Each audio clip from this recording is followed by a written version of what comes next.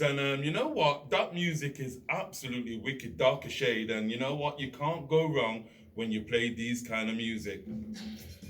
Right about now in the studio, I've got my special guest. She goes by the name of Kat. Hey.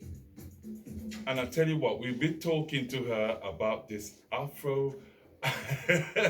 You know what? If you're good at swimming, you'll be right in the element right now. And I'm telling you what, she is joining me right now. She's here to tell us a little bit about this particular project. How you doing, Kat? I'm good, thank you. How are you?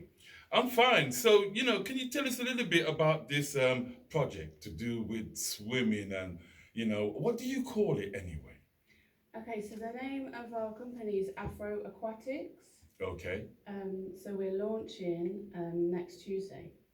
So we're starting a women's group, and Mm, it's for people that are non-swimmers or can swim a little bit. And the idea is to get more of the black communities swimming right. because that's my passion. Swimming. Okay. So, you know what? Why did you come up with this idea? And why did you decided to help the swimmers and stuff like that? Because I know that you do that as a full-time job.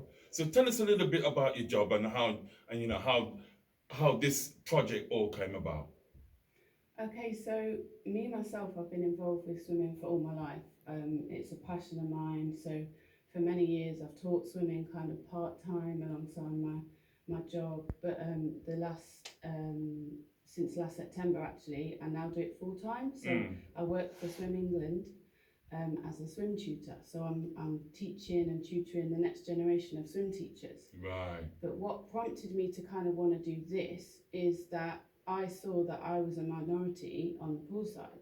Now, Leicester, probably because we're multicultural, there's more of the black communities, and I'm talking about Asian and Afro-Caribbean and African on poolside. But nationally, because I go all over the country Right. tutoring people, there's not that many swim teachers, and there's not that many people actually in the pool. And when I tell people what I do, they say to me, "Oh, I can't swim.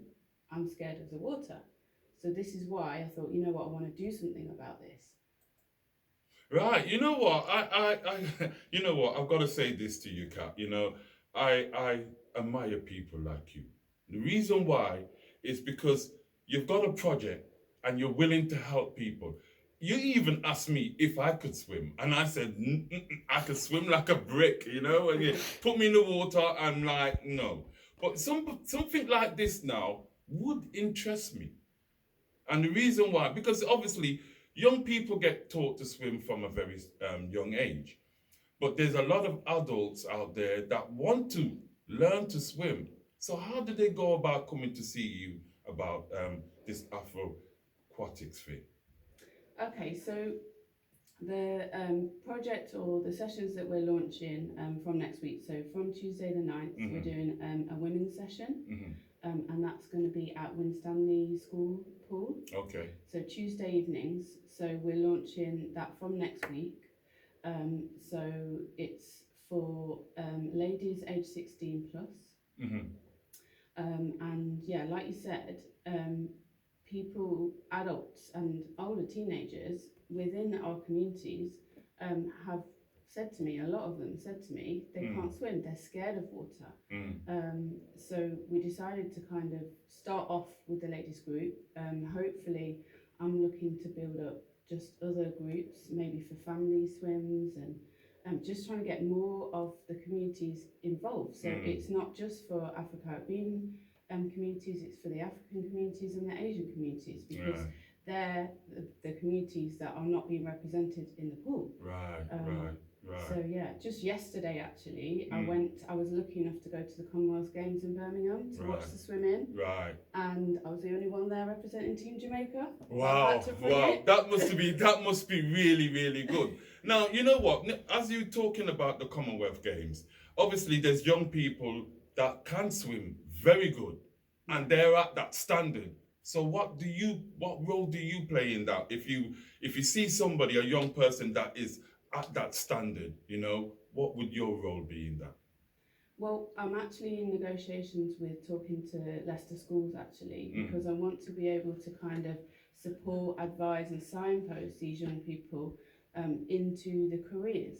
So maybe they might be interested in becoming an assistant level one swimming teacher, or they might just want to have some experience and volunteer doing that and see whether they want to do that. Right. They might want to become a lifeguard or something like that. So I'm also in negotiations working with Swim England to be able to kind of make these places more available, and I'm looking for like funding opportunities to be able to get more of our communities within the careers as well. So if people are at a stage where actually, you know what, I am a good swimmer now, I'm confident, because they can swim, it's going to be now in their kind of options to think, oh, actually, I might want a career somewhere in swimming. But if people can't swim, they're not going to think, oh, I want to be a lifeguard, I want to be a swim teacher, or any kind of career where swimming is going to be a strength or a need. They're not even going to be thinking of that. So it's about that link as well with the schools and with swimming clubs as well. Wow, wow. So what's this water time now? You know, because I noticed that, you know, when you was talking to me earlier, I noticed you mentioned water time, you know, and stuff like that. Can you explain that to the public out there? Okay, so at the moment, there's not that many swimming pools around to be able to kind of like book a space in a swimming pool to put on a group or something like this.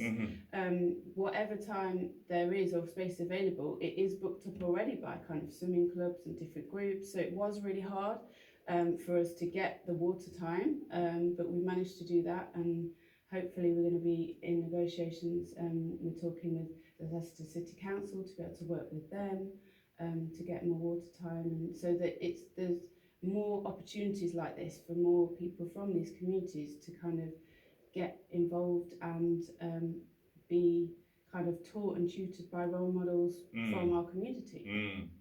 I noticed that Leicester used to have quite a bit of swimming baths, you know, swimming pools where you could go to, but I noticed that they've cut them down now.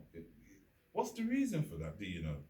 Well, the city council pools are still there, but what seems to happen is there's a lot of kind of schools that have swimming pools that you probably wouldn't be aware of, but it gets to a point where these swimming pools need a lot of money spending on them to kind of keep them going, and they're not cheap to run swimming pools, which is another reason why swimmer intuition is not cheap. And then at the moment, I don't know if you're aware, there's a shortage of chlorine at the moment to be able to keep the pools running.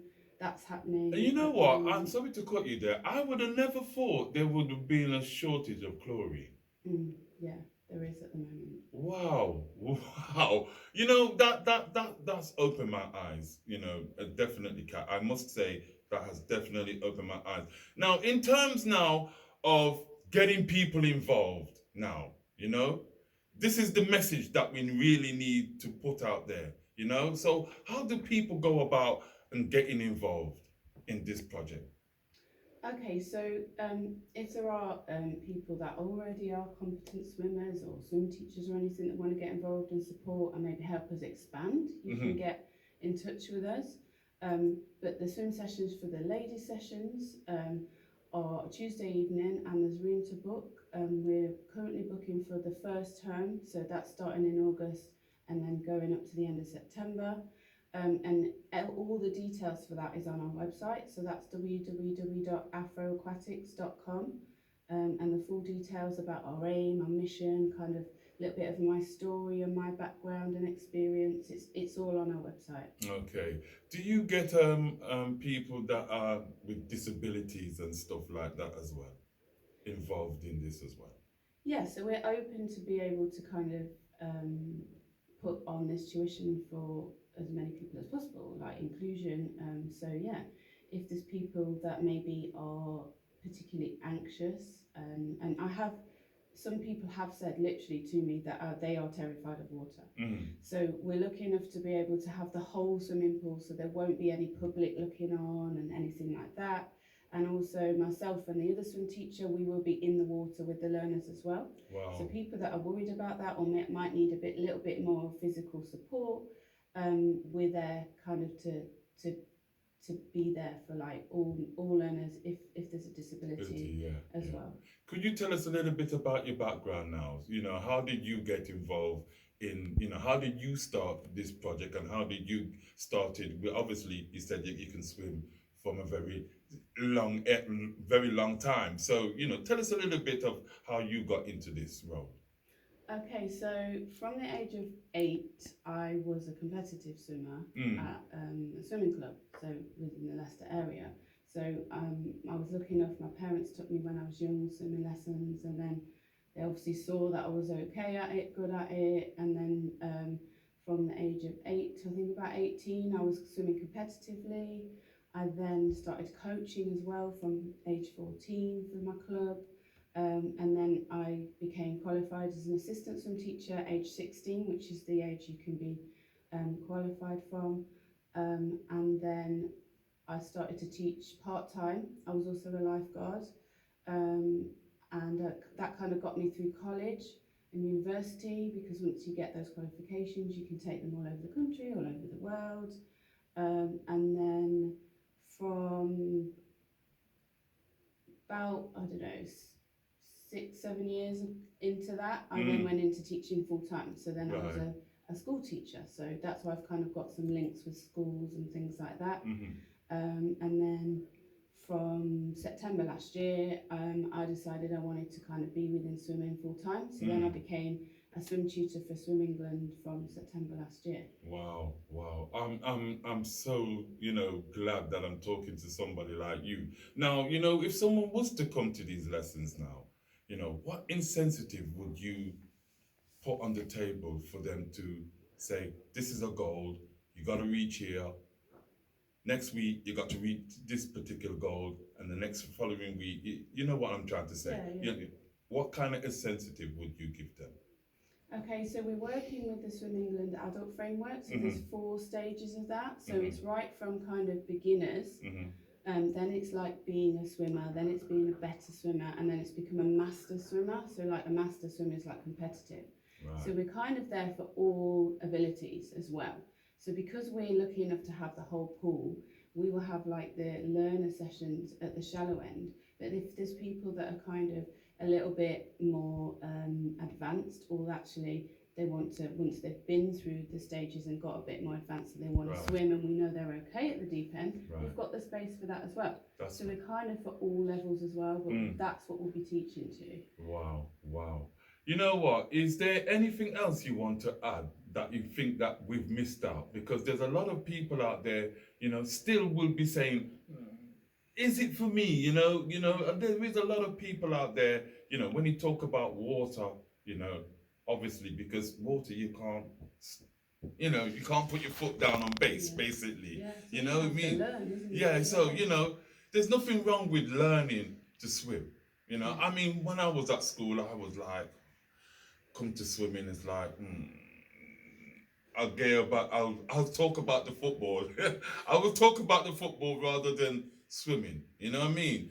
But is there anything else that you want to ensure people that this is a good project to come to?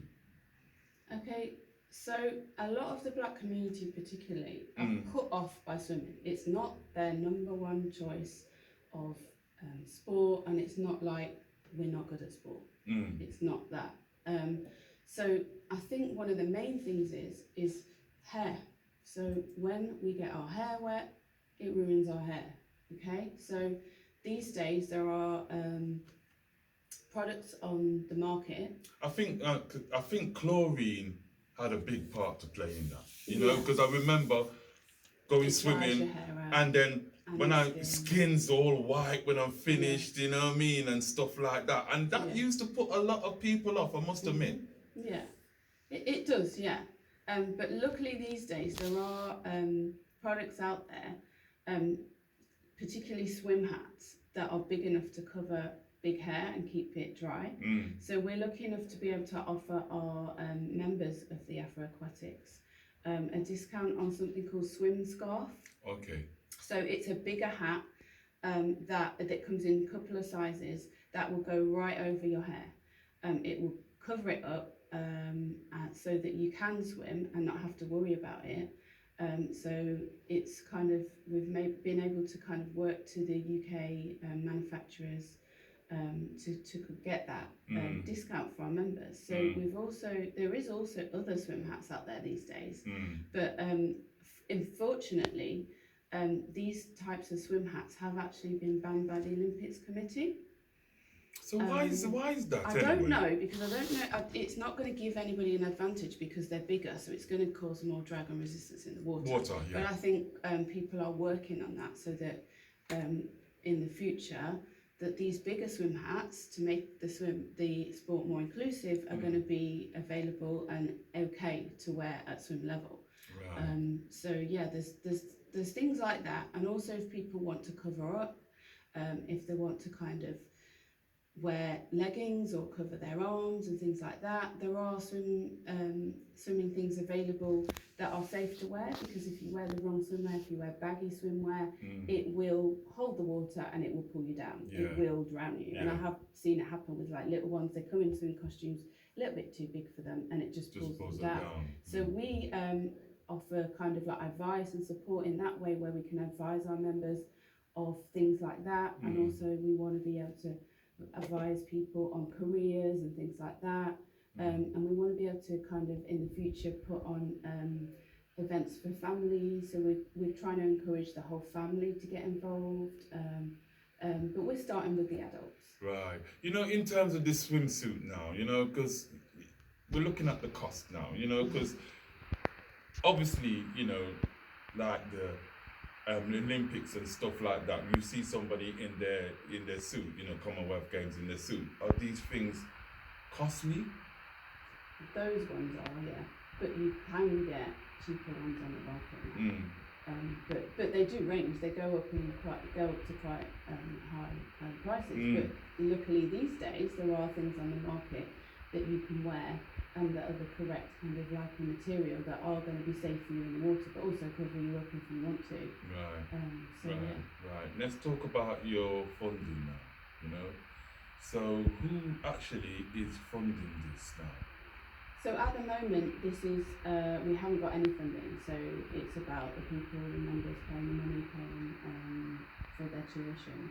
But what we want to be doing is working with organisations such as Leicester Council maybe, and also some England, and then other charities out there, so that we can get funding, so then we can offer things for families, that we can offer tuition for school, so we can maybe go into the Leicester colleges or secondary schools, and any people from the black communities that are into sports, then maybe we could offer them swimming tuition, and then maybe the link into being a lifeguard, swimming teacher, things like that. So that's the sort of things we want to be doing. But yeah, so we're just launching on Tuesday, but that's what I'm looking to be doing. Oh, you know what? You know, I think this is a real good project. Now, coming on here now is a stepping stone for you. Now, because there might be somebody out there that might be listening to this right now.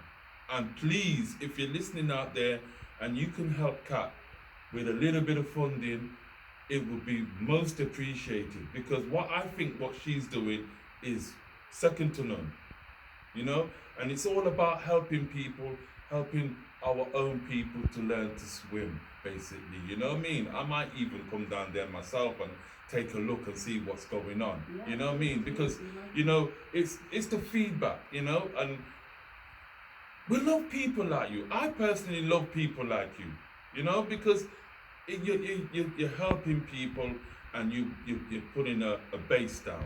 So basically, we need, obviously, you're looking for some funding, basically, to push that and extend that, you know what I mean? So we can make it available for more people, help more people. Unfortunately, because less of the black communities don't swim, we're more likely to drown. And then with the climate we've got these days getting hotter and hotter, more people are going to want to go out into open water and things like that. And unfortunately, more people are going to drown. So we've got like a big incentive there as well for life saving. It's a life saving skill. It is. You know what? And it's kind of amazing, because most people come from Jamaica, Antigua, the Caribbean islands, and they're surrounded by water. Often they do swim in the Caribbean, but there's not necessarily always a transition for when they from here they don't want to swim as much for various reasons. Right. So is there any more, anything else you want to say? You know what I mean? Because I'm gonna make you say the website again and stuff like that where people can reach you. But is there anything else you want to add that is very important before you leave us tonight? Just a few kind of options for people if they did want to support us with the kind of sponsorship and financial way. We have on our website, we've got like a lotto ticket thing you can sign up to, so you can kind of pay, it's £1 a week, I think, the equivalent of to be in a lottery, so you can obviously win prizes, and then at the same time, I think it's 45 pence of each pound comes back to Afro Aquatics. There's also a link to like a sports shop where I think you get a percentage of anything people buy on that as well, and it's got loads of things on there, not just swimming stuff, loads and loads of things on there. So there's those options as well, but if you just want to check us out, the website it's Afro Aquatics, it's www.afroaquatics.com. Say it again one more time, please. www.afroaquatics.com. You know what, Kat? I really do appreciate people like you, and you know what? I really do wish you a lot of luck and good luck for the future. And I do hope you strive on this. You know what I mean? And I do hope people come and support you as well. You know what I mean? Thanks for coming and talking to us about it. It is very important indeed. You know what I mean? I do appreciate you like that. I really do. Thank you very much for coming. Yeah? Thank you for having me. Okay. Right, and you know what? That was Kat, and I must say, she is a star, and I must say, she is absolutely brilliant. Please go and support her. If you can't swim, please, there's nothing wrong with, a little help, and she's there, and her colleagues are there to help people, to achieve a dream, because I know that there's a lot of people out there that would like to swim but don't know where to go. But basically, we gave out the information right now. Don't forget, this is Eava FM 102.5 on your FM frequency, and we're gonna go for a quick break in a short while. You know what I mean? And we got so much music in the back, and it's so nice talking to somebody with a different attitude, because you know me, on a Monday night, I'm always talking to Jamaican artists and stuff like that. And you know what? This makes a good change. And you know what? I really do hope Kat really pulls this one off.